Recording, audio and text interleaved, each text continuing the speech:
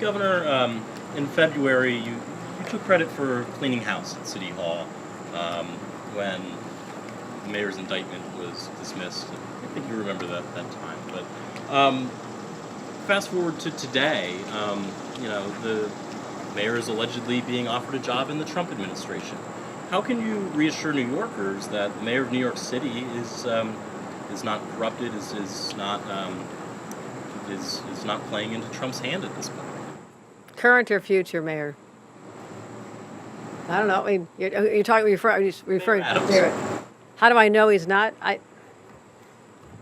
There's very disturbing signs about Donald Trump trying to influence our democratic institutions and indeed an election in the city of New York. I find that abhorrent to even contemplate that there could be deals made that would subvert the will of the people or to try to foster a different outcome. And no one should be allowed to play into that dynamic. That is deeply disturbing on many fronts.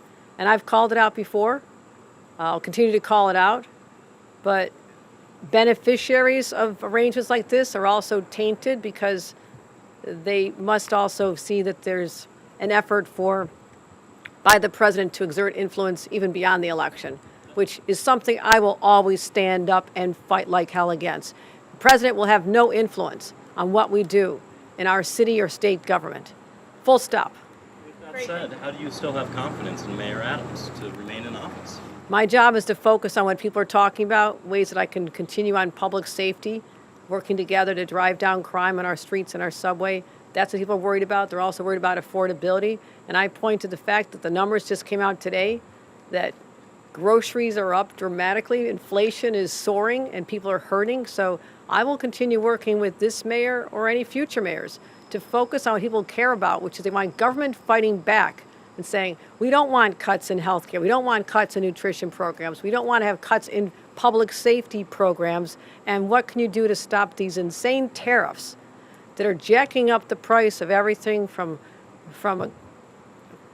milk to coffee. Coffee's up 20%. I'm a tea drinker, but I feel a lot of friends in my world are coffee drinkers, and they have to drink a lot of coffee to keep up with me. So this is a concern to me. So no, I don't mean to be facetious about it, but real lives are being affected every day by what's happening in Washington. I will not let that permeate how we do business here in the state, and I'm going to be watching very closely to make sure it does not happen in the city of New York either. Thanks, everybody.